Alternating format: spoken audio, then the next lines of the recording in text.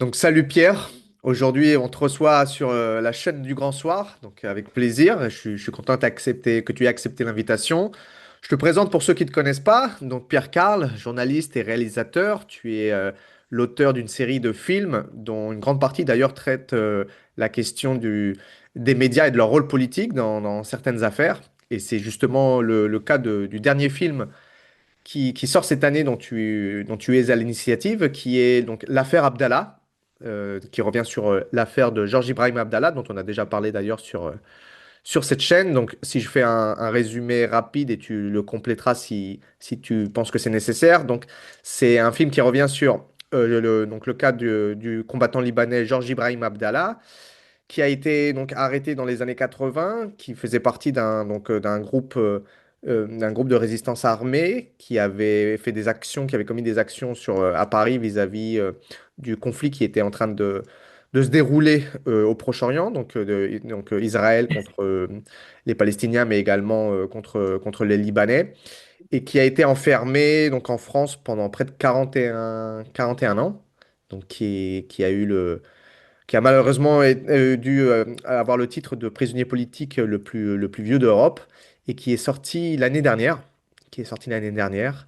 et voilà, qui est actuellement de retour au Liban. Je ne sais pas si tu veux compléter ce résumé par autre chose ou pour l'instant on est tout bon. Tout bon, non, non, tout est correct. Il est Et je crois effectivement sorti le 25 juillet 2025, au bout de 40 ans et 9 mois de détention, pour être exact. 40 ans et 9 mois de détention, d'accord. Et d'ailleurs, je pense que, si je me souviens bien, tu avais commencé ce film, donc évidemment avant même qu'il y ait les dernières étapes administratives avant qu'il sorte. Donc j'imagine que ça a été une surprise au fur et à mesure que tu procédais au tournage de ce film, n'est-ce pas? Oui, il y a eu des surprises et surtout sa libération, on s'y attendait pas véritablement au début, lorsqu'on a commencé à tourner le film en 2018-2019, hein. On était loin de penser qu'il allait sortir facilement. Il n'est pas sorti facilement d'ailleurs. Et le film avait deux scénarios possibles, hein. Il était condamné à vie, à finir sa vie en prison, ce qui était une des options, hein, parce que il y avait un tel acharnement contre lui que c'était pas impossible qu'il finisse sa vie en prison. Et puis l'autre option, bah, c'était la libération, parce que le rapport de force faisait qu'à un moment donné, il a fini par être libéré. C'est ce qui s'est produit, heureusement. D'ailleurs, je pensais finalement on aurait l'occasion de le voir à la fin au Liban. Tu n'as pas pris la décision de le filmer là-bas sur place ou pourquoi Si, c'est bon? si, la dernière scène du film, c'est lorsqu'il arrive à l'aéroport de Beyrouth, juste après sa libération, et qui fait une déclaration très étonnante, surprenante, parce qu'il engueule les Égyptiens qui ne se sont pas massés à la frontière de Gaza pour briser le blocus, et il appelle à la résistance, et toujours à la résistance armée, à Gaza. Ah, je Et pas pensais qu'à que c'était Gaza des, je d'ailleurs. pensais que c'était des images d'archives que tu avais. D'accord, c'est votre équipe qui était en train de filmer sur place Non, du non, coup. c'est pas nous qui avons tourné, mais en tout cas, c'est la fin du film, ça se termine sur son arrivée à Beyrouth et son, comment dire, le côté combatif qu'il a conservé. Donc, on avait mis une caméra à l'arrivée à Beyrouth, mais on a récupéré des caméras, d'autres caméras aussi, et c'est comme ça qu'on a documenté le happy end qu'a constitué son retour au Liban.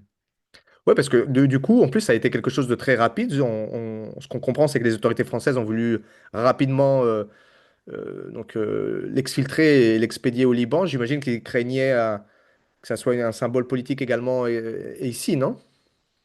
Bah, ils l'ont libéré à 3h30 du matin, comme on le voit dans le film, hein. Ils l'ont sorti très tôt pour qu'il évite, pour que la presse ne soit pas présente. Il n'y avait qu'une caméra ou deux caméras de l'AFP, je crois, à la sortie de la prison de Lannemezan. Et puis ils l'ont mis dans un avion immédiatement pour le Liban, en pensant qu'il arriverait crevé, fatigué. Puis on a vu arriver quelqu'un de très combatif qui s'était préparé à cette déclaration depuis de nombreuses années probablement lorsqu'il est arrivé à Beyrouth. Et on a vu qu'il n'était pas anéanti par ses 40 ans de détention, on a vu qu'il avait réussi à résister On a vu qu'il était resté debout, droit. Et ça, c'était très impressionnant de découvrir cela à la fin du tournage du film.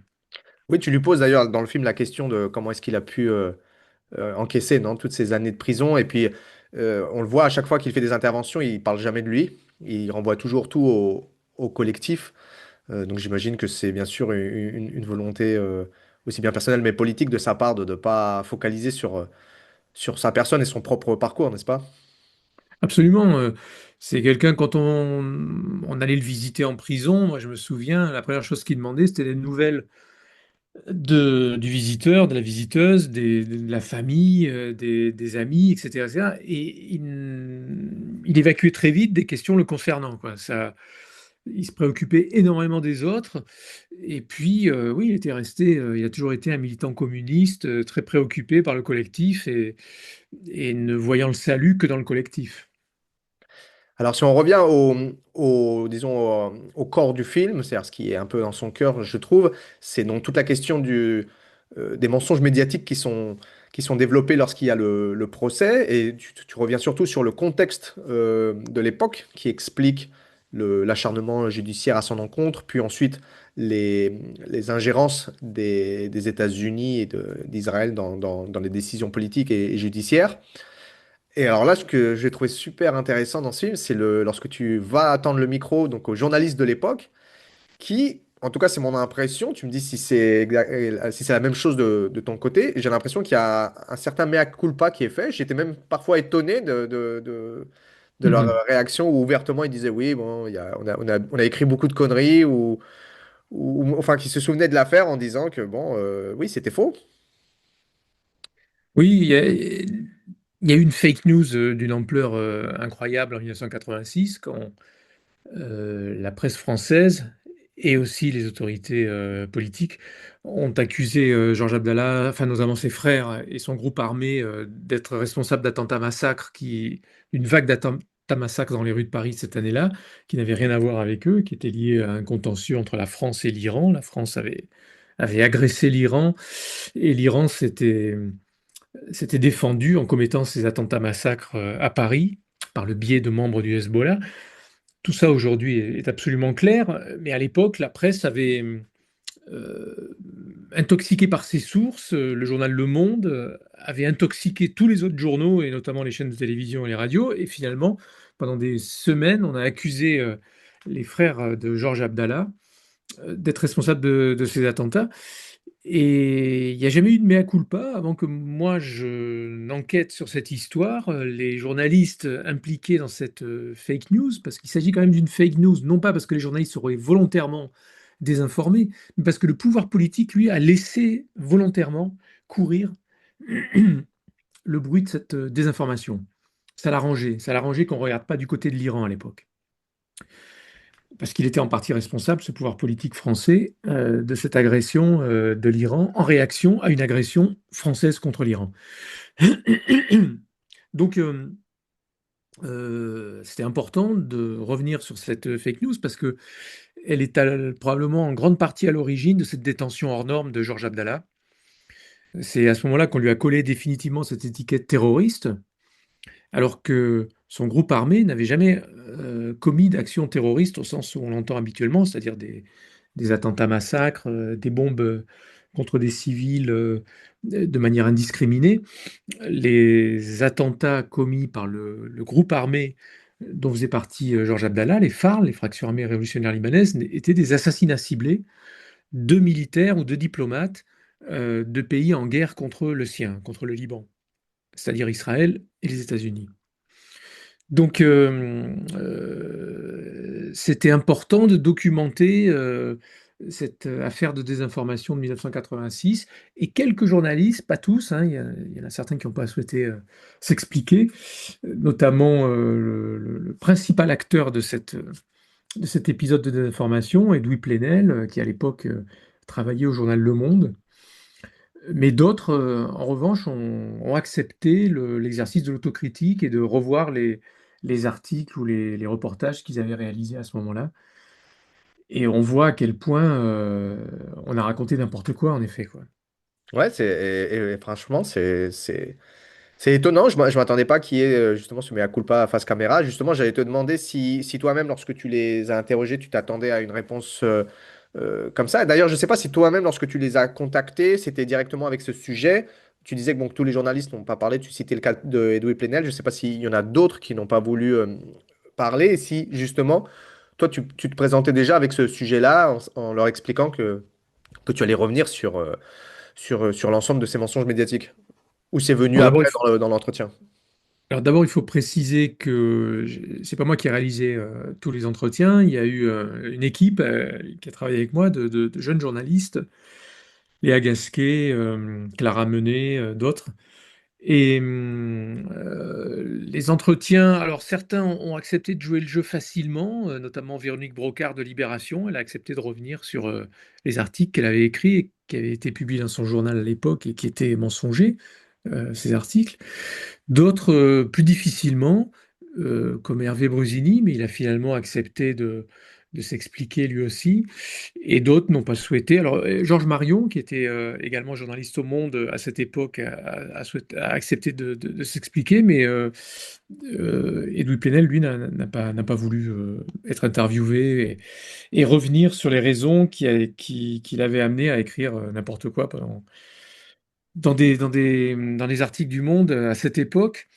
Alors que ça aurait été intéressant de savoir comment s'était-il fait intoxiquer par ses sources ou sa source policière et d'avoir des explications sur le mécanisme précis d'intoxication.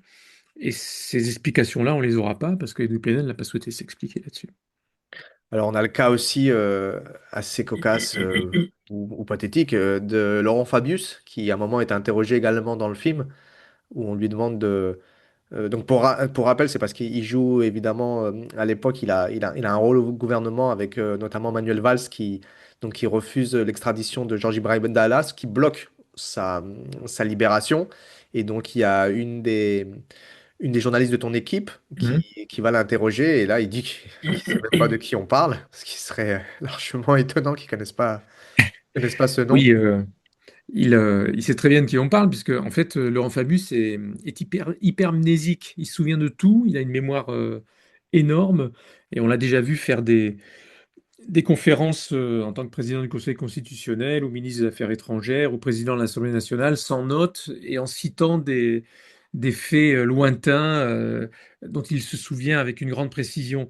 Donc là, à l'évidence, il est, comment dire, il est amnésique volontairement. Il ne souhaite pas s'expliquer sur l'affaire Abdallah et sur le fait qu'il a subi des pressions de son homologue américaine Hillary Clinton à l'époque, quand lui était ministre des Affaires étrangères du gouvernement, je crois que c'est le gouvernement de Jean-Marc Ayrault, donc François Hollande, président de la République, et Barack Obama était président des États-Unis et Hillary Clinton était la secrétaire d'État, donc la ministre des Affaires étrangères américaine. Et elle souhaitait contourner la décision judiciaire française, puisque le tribunal de l'application des peines avait décidé de libérer Abdallah en conditionnant sa libération à un arrêté d'expulsion. Hillary Clinton souhaitait que cette décision du tribunal de l'application des peines soit contournée. Elle avait demandé à Laurent Fabius, dans une note, en tout cas, il y a la trace d'une note dans laquelle elle réclame ce contournement de la décision judiciaire française. Et quelques heures plus tard, Manuel Valls, ministre de l'Intérieur, collègue de Laurent Fabius, va refuser de signer l'arrêté d'expulsion, ce qui n'était qu'une formalité normalement, sabotant ainsi la libération de Georges Abdallah. Donc là, on est clairement dans une ingérence des États-Unis. C'est pas la seule, c'est pas la première dans les affaires judiciaires françaises. Et, et François Hollande, qui était ministre qui n'était pas ministre, qui était président de la République, comme l'explique Christiane Taubira, qui était ministre de la Justice à l'époque, a laissé faire, donc n'est pas intervenu, et ne pas intervenir alors qu'on lui demandait un arbitrage, c'était donner raison à Manuel Valls et donner raison aux Américains, et accepter ce manque de souveraineté de la France dans cette affaire. Vous avez essayé de contacter Manuel Valls, j'imagine, pour qu'il s'exprime? Oui, oui, mais Manuel Valls, au départ, ne voulait pas s'expliquer, puis finalement, Benoît Colombat de la cellule d'enquête de Radio France, d'investigation, la cellule d'investigation de Radio France, a fini par l'avoir, et dans le film, il y a un extrait de cet entretien où il dit que bien entendu, il n'y avait pas de pression américaine, mais qu'il y a eu une réunion tout de même entre Laurent Fabius, François Hollande et lui, où ils ont décidé de la non-signature de cet arrêté d'expulsion. Mais il présente les choses comme n'étant pas liées à des pressions américaines. Oui. Donc lui Oui. aussi ment dans cette affaire, bien entendu. Et du coup, dans le film, ceux qui finalement ont une lecture, je trouve, assez honnête, ce sont les fonctionnaires des... Alors, je crois que c'est des renseignements. Je crois qu'il y a, il y a Mhm. Yves Bonnet, si je me trompe pas. Oui, ancien directeur du contre-espionnage français, de la DST, la Direction de surveillance du territoire. Voilà, Il y a qui sont également assez le... honnêtes, non, dans l'ingérence des étrangères dans l'affaire. a réussi à avoir des témoignages de hauts fonctionnaires, des magistrats antiterroristes comme Alain Marceau, de anciens directeurs de la direction de surveillance du territoire comme Yves Bonnet, ou alors l'ancien numéro 2 de la DST, Jean-François Clerc, qui, eux, concèdent qu'effectivement, il y a un gros problème dans cette histoire, dans cette affaire, et qu'il y a eu des ingérences multiples, et qu'Abdallah n'aurait jamais dû rester 40 ans et 9 mois en prison, comme ça s'est passé. Donc c'était intéressant d'avoir ces points de vue qui ne sont pas des points de vue militants, qui ne sont pas des points de vue de gens que je connais ou qui seraient des amis politiques, pas du tout. C'est des hauts fonctionnaires qui sont étonnés de la manière dont ça s'est produit, dont ça s'est passé, notamment des magistrats antiterroristes. Alors il y a un autre magistrat antiterroriste dans le film qui, lui, ne concède rien, c'est Jean-Louis Bruguière, un juge antiterroriste, et qui lui explique que non, non, ce ne sont pas des ingérences, ces câbles diplomatiques révélés par Wikileaks, que ce ne sont pas des ingérences, que c'est normal, que ce sont les relations entre États. Enfin, on a aussi ce point de vue-là dans le film, hein, bien entendu. Alors, à la fin, justement, lorsqu'il y a la libération, Georges Ibrahim Abdallah, il avait dit plusieurs fois dans certains entretiens que c'était le résultat du travail collectif des militants et que l'État français libérait un prisonnier politique quand ça lui coûtait beaucoup plus de le garder que de le sortir. Mais est-ce qu'on a des détails ou est-ce que toi, tu as une analyse sur pourquoi maintenant? Pourquoi est-ce qu'ils le sortent maintenant? Est-ce qu'il y a quelque chose qui est sous les radars qu'on ne voit pas encore ou qu'est-ce qui peut Alors, expliquer ça? il y a plusieurs raisons pour lesquelles Georges Abdallah a fini par être libéré. Il n'y a pas uniquement cette raison-là, mais elle a joué. La présidente du tribunal de l'application des peines, lors d'une des dernières audiences, a expliqué devant la partie civile américaine médusée, elle a expliqué que euh, en laissant ce détenu aussi longtemps avec cette durée de détention totalement anormale, la justice créait un trouble à l'ordre public, suscitait un trouble à l'ordre public parce que les manifestations réclamant sa libération étaient de plus en plus importantes au fur et à mesure des années. Donc c'est une magistrate, présidente du tribunal d'application des peines, qui a expliqué en audience, alors ce sont des audiences privées, on ne pouvait pas les filmer, donc j'ai pas le. C'est ce que m'a raconté l'avocat de Georges Abdallah, Jean-Louis Chalancé. Tout le monde était sidéré parce qu'elle disait, en gros, nous créons un trouble à l'ordre public. Nous sommes à l'origine d'un trouble à l'ordre public, je simplifie. Et donc ça a joué, le fait que cette magistrate ait expliqué les choses ainsi. Ensuite, a joué le fait que le plafond de verre médiatique a été brisé l'année précédente, en 2024. Il y a eu une bande dessinée que moi j'ai réalisée, qui est sortie avec Malo Kerfriden, le dessinateur Malo Kerfriden. On a fait un récit graphique, une bande dessinée qui s'appelle Dans les oubliettes de la République, sur cette détention totalement anormale, cette durée de détention anormale. Et ça a été publié par Delcourt, qui est un éditeur normal, qui est un éditeur, on va dire, non militant, mainstream, tu vois.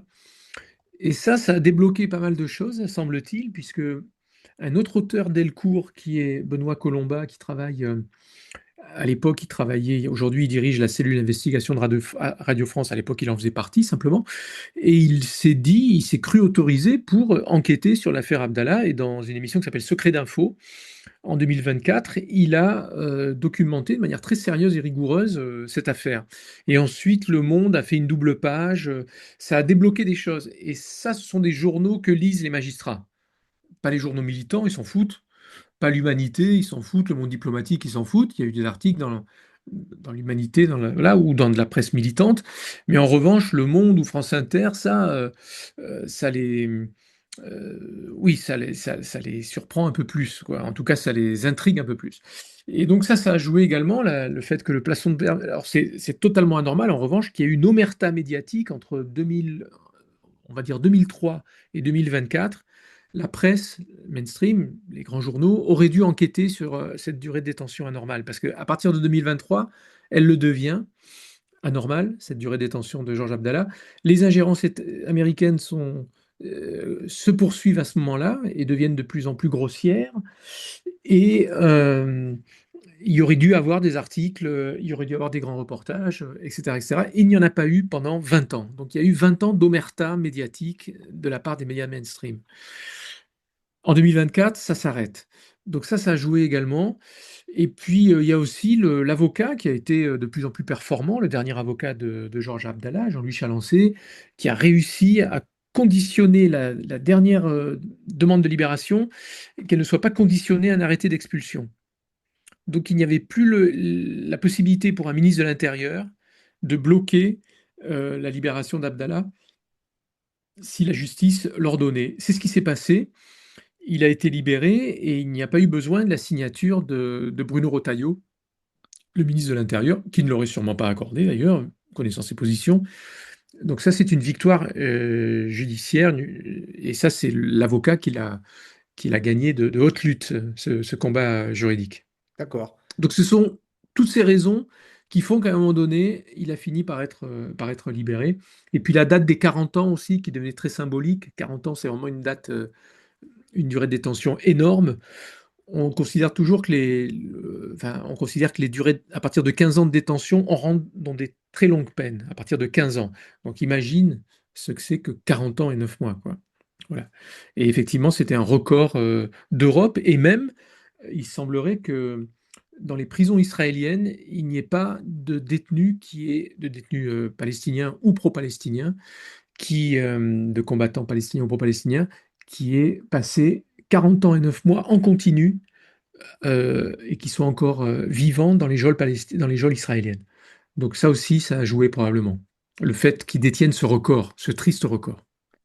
J'imagine que le fait que la question palestinienne se soit remis à la une au niveau médiatique suite donc au 7 octobre et à tout ce qui est le génocide opéré par Israël, ça a dû, disons, peut-être mobiliser aussi la base militante sur cette question-là, ou peut-être même ramener des jeunes qui connaissaient pas l'affaire, qui, disons, par ricochet, suite à la question palestinienne, ils se sont plus intéressés à Georges Ibrahim Abdallah. Parce que tu parlais des manifestations, ou tu disais que la Mhm. magistrate parlait de ces manifestations De plus en plus importante. Ouais. voilà, qui devenaient de plus en plus importantes. Est-ce que tu sais si les militants ont vu un gap, justement, après 2023-2024, par Je rapport sais à... pas, je crois, non, à partir de 2023, il y a même eu des problèmes pour organiser des manifestations puisqu'elles étaient interdites. Il y avait des arrêtés d'interdiction. On le voit dans mon film. Donc je crois pas qu'il y ait eu un. Tout d'un coup, on est franchi un seuil. En revanche, pour le film, ça a été compliqué. Heureusement qu'on avait tourné la plupart des entretiens avant le 7 octobre, parce qu'il y a des gens qui auraient peut-être pas pu parler aussi librement, notamment des journalistes comme Georges Malbruno, qui parlent de résistance palestinienne voilà, normalement, tu vois. Et c'est pas sûr qu'après le 7 octobre, ou Alain Marceau, ce magistrat antiterroriste, c'est pas sûr qu'après le 7 octobre, ils aient accepté d'accorder des entretiens là-dessus et d'utiliser un certain vocabulaire.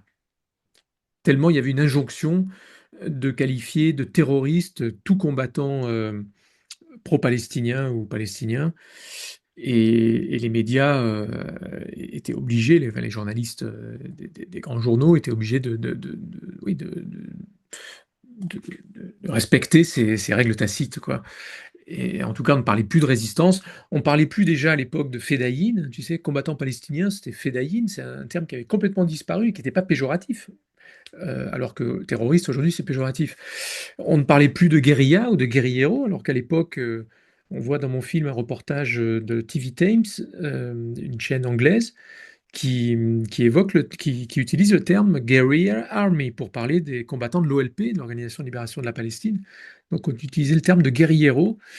Ça, c'est dans les années 80, jusqu'à dans les années 90. Et après, on est passé, notamment après le 11 septembre 2001, c'est le terme très péjoratif terroriste arabe en plus, c'est la nouvelle figure du diable, on va dire, dans l'inconscient collectif ou dans les grands journaux.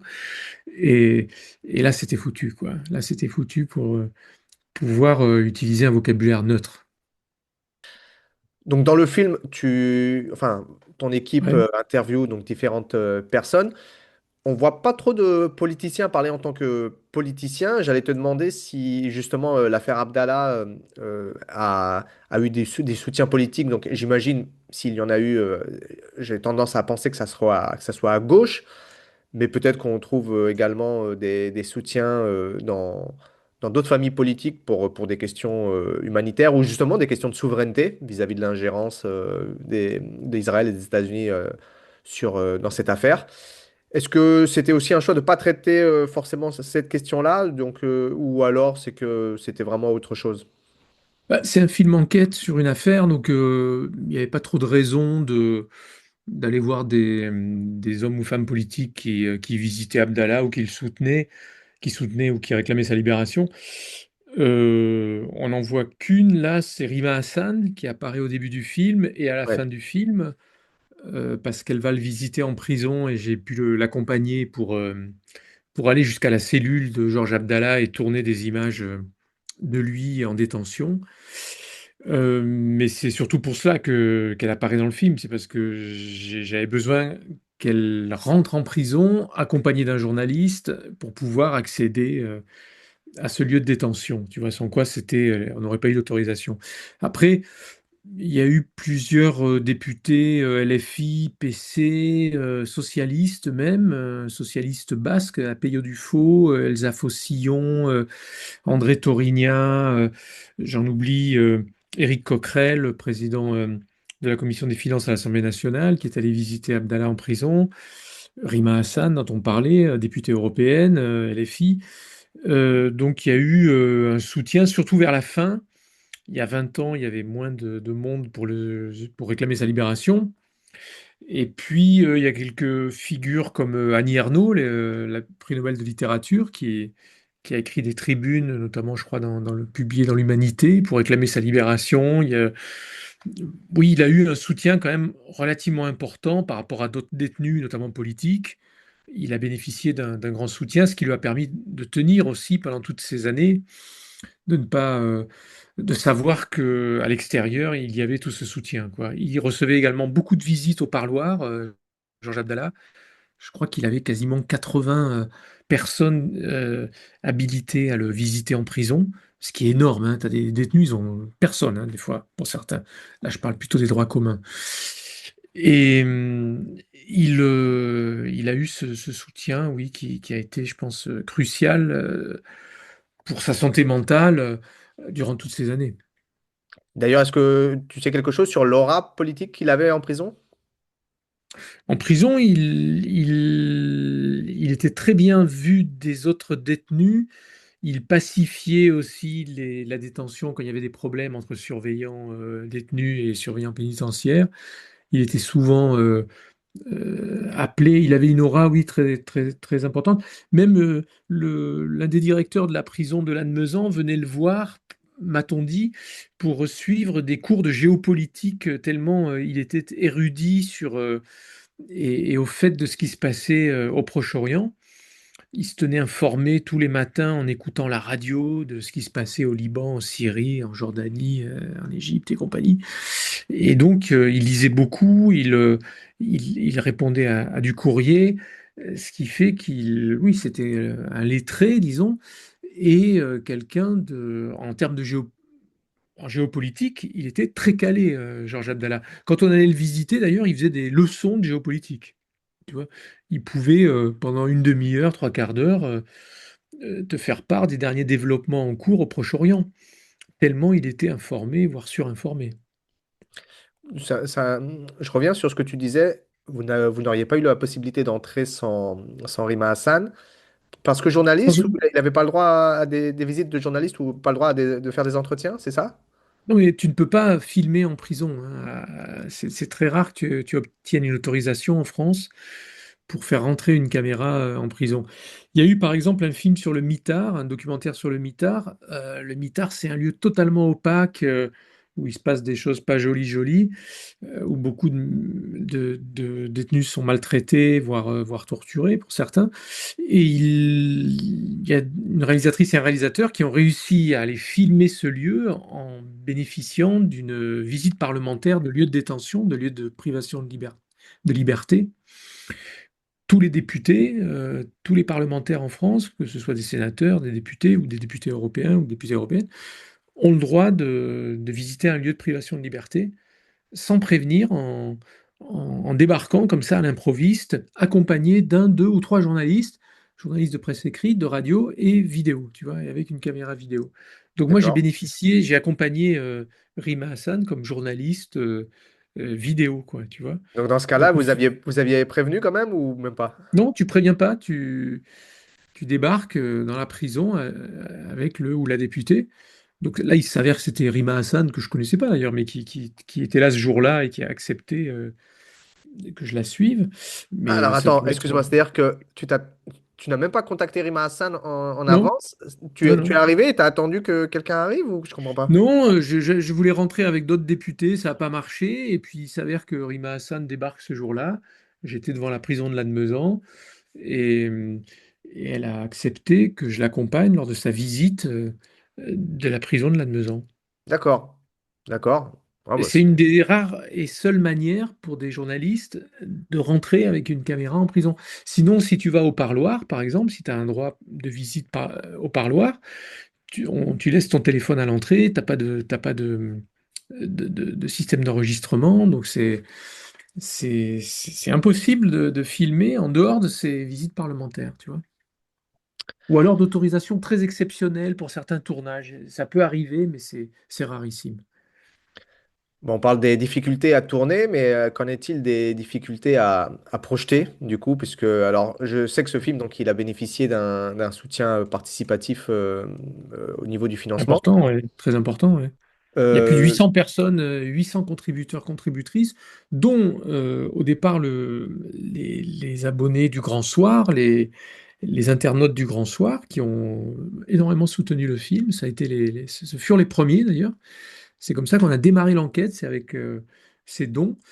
Et ensuite, il y a eu un grand soutien de contributeurs, contributrices, qui ont permis notamment d'acheter les archives, qui étaient assez chères. Il y a beaucoup d'images d'archives dans le film et, et, et de faire un film, parce qu'un film enquête comme celui-là, ça coûte quand même relativement cher. Donc il fallait trouver les moyens de le faire correctement, d'aller jusqu'au bout de cette enquête, de faire les choses sérieusement, quoi. et alors, je sais pas comment ça fonctionne ce milieu-là, mais est-ce que en général, les gens qui font un documentaire, on va dire un peu Mhm. mainstream, donc pas forcément dans une niche politique, est-ce qu'ils font appel à des chaînes qui financent ou comment ça fonctionne? Est-ce que tu as d'ailleurs, est-ce que vous avez démarché Bon, des, on a je sais pas, démarché des, des des chaînes, boîtes oui. de production, ouais. On a, non, pas de boîte de production parce qu'on en a une qu'on a créée avec des travailleurs de l'audiovisuel et du cinéma depuis mes premiers films et qui est dirigée par Annie Gonzalez, ma productrice. Enfin, dirigée, c'est elle qui produit les films. Donc on a essayé toutes les. Alors elle essaye, Annie, de trouver tous les financements possibles pour qu'on aille jusqu'au bout de nos films, pour qu'on ne s'auto-censure pas ou qu'on. Tu vois, et pour celui-là, il a fallu aller chercher toutes les ressources possibles. Donc c'est toujours très acrobatique. Et on l'a proposé aux chaînes de télévision notamment, à Arte, parce qu'il y a une case enquête sur Arte de 2 fois 52 minutes qui se suivent et le film fait 1h40. Donc en fait, ça rentrait parfaitement. On pouvait le diviser en deux et en faire un 2 fois 52 minutes. C'était pas un problème. Mais ils ont répondu. J'ai retrouvé le courrier qu'ils nous ont envoyé. Nous avons reçu et lu avec intérêt votre proposition. Pour autant, quelles que soient les qualités de ce projet, nous ne vous accompagnerons pas dans l'aventure. Arte étant une chaîne franco-allemande à destination d'un public européen, nous nous devons de proposer des films susceptibles d'intéresser tous nos publics. Or, c'est une histoire spécifiquement française et qui ne concerne guère nos voisins européens. Voilà la réponse absolument fallacieuse de la directrice adjointe Unité Société et Culture d'Arte France, Anne Grolleron. Tu vois, comme si c'est un film qui ne concernerait pas les voisins européens, non mais c'est totalement fallacieux comme argument. Et en plus, c'est une histoire internationale sur fond de guerre israélo-palestinienne, avec les États-Unis et les ingérences des États-Unis dans l'histoire, le plus ancien, le plus vieux prisonnier politique d'Europe. Et on dit ça ne nous concerne pas, ça ne concerne pas nos voisins européens. Voilà la réponse d'Arte, quoi. On a même proposé à Netflix. On s'est dit, tiens, le film a toutes les qualités pour être un film Netflix, une fake news, un truc, une histoire géopolitique, tu vois, et non, ça les a pas, enfin, ils n'ont pas répondu à notre demande, même si au départ, ils disaient, si, si, on peut tout produire, il n'y a pas de souci, il n'y a pas d'autocensure chez nous, tout ça. Bon, là encore, c'est du pipeau. Donc, on a cherché, oui, tous les financements, y compris télévisuels, mais ça nous a pas réussi, la télévision, pour ce film. Je dis peut-être Après, une... après, je finis là-dessus. Après, je crois qu'une injustice commise à l'égard d'un combattant pro-palestinien et qui ne désapprouve pas la lutte armée, au contraire, ça fait très peur aux chaînes de télévision, ce genre d'enquête, tu vois. D'enquêter sur ces injustices-là, ça leur plaît pas, quoi. Ils en ont pas envie, je pense. Je sais pas si je dis quelque chose qui est pas enfin, qui est du tout hors sujet parce que ça serait pas possible au niveau légal ou pas, mais par exemple, est-ce que des chaînes libanaises ou autres comme ça auraient pu participer ou auraient pu aider On ou... n'a pas cherché des chaînes étrangères, on n'a pas cherché, notamment au Liban, parce que d'abord, elles n'ont pas de moyens, elles n'ont pas les moyens de coproduire des films. Après, je crois qu'on a quand même essayé du côté d'Al Jazeera, mais on n'a pas trouvé de contact, ça ne les a pas intéressés. Non, Al Jazeera, l'histoire de ce résistant pro-palestinien, libanais, communiste, ça ne les a pas intéressés. Voilà. Et en ce qui concerne la projection, comment ça fonctionne? Est-ce que les salles de cinéma, pareil, est-ce que tu dois aller frapper aux portes Alors, une par une on a, ou... ça n'a pas été facile de trouver un distributeur. Le distributeur, c'est l'intermédiaire entre la production, ceux qui produisent le film et qui le font, et les salles de cinéma. Le distributeur, c'est celui qui sort les affiches, les copies, qui s'occupe de faire le dossier de presse, tout ça. Et ça n'a pas été facile d'en trouver un sur ce film.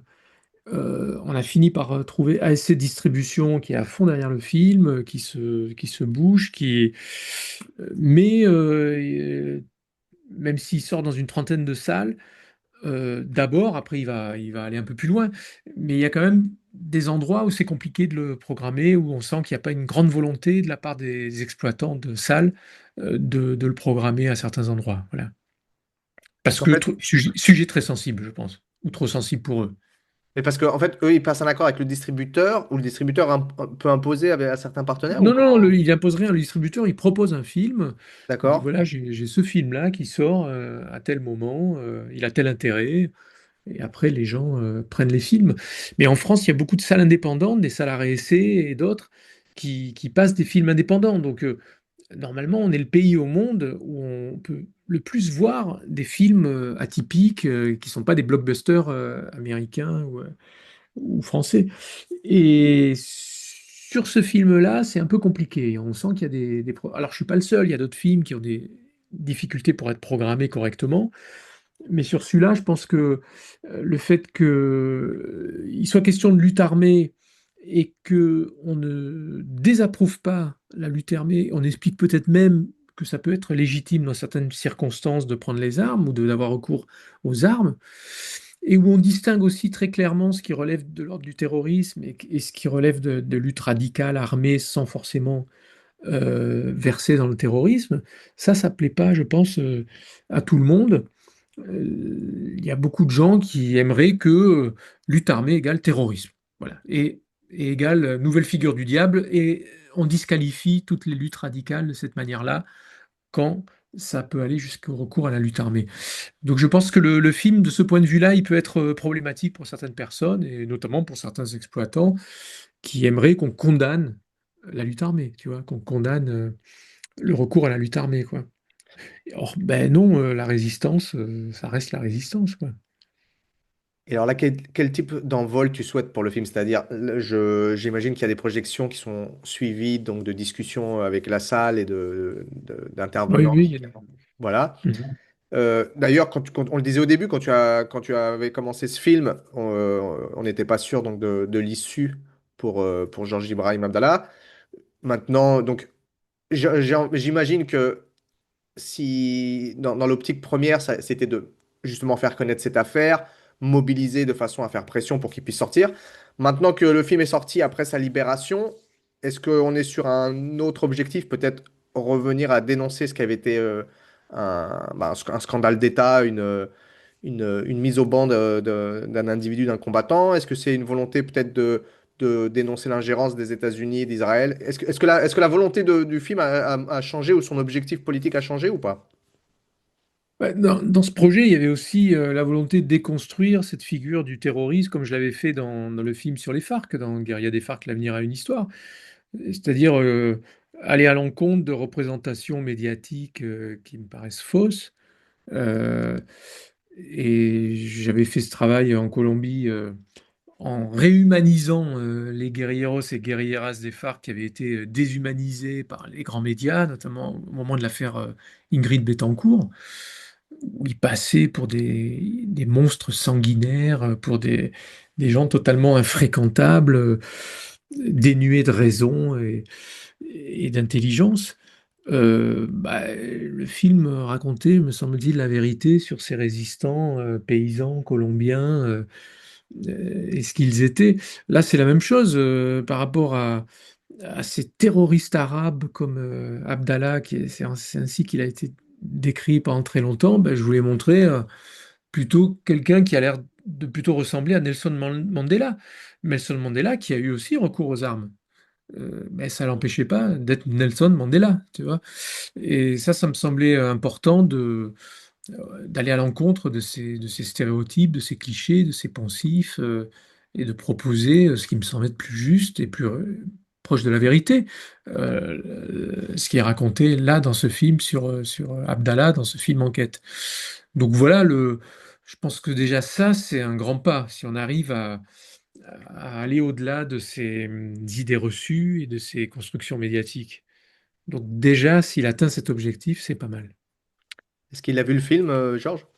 Pas encore, pas encore. On essaie de faire une version en arabe.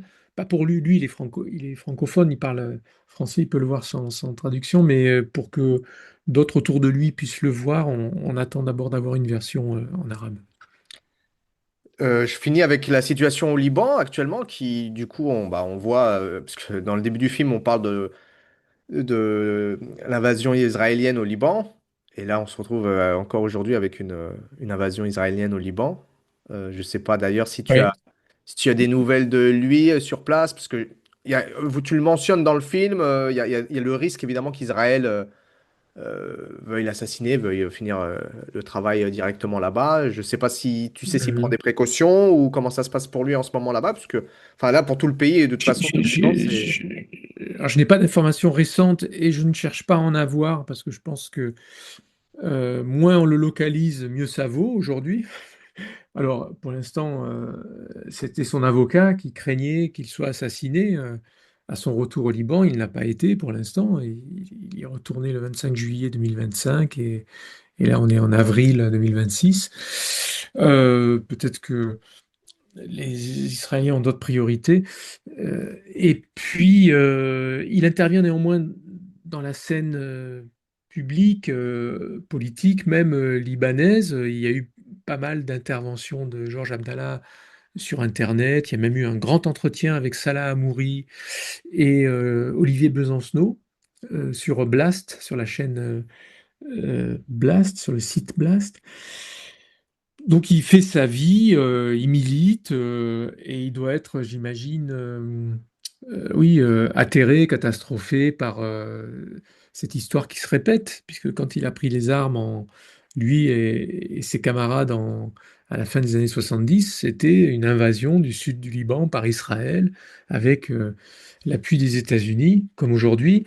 La seule différence, c'est qu'aujourd'hui, ce n'est plus l'OLP, l'Organisation de libération de la Palestine, qui est pourchassé, c'est C'est plutôt les militants ou les combattants du Hezbollah.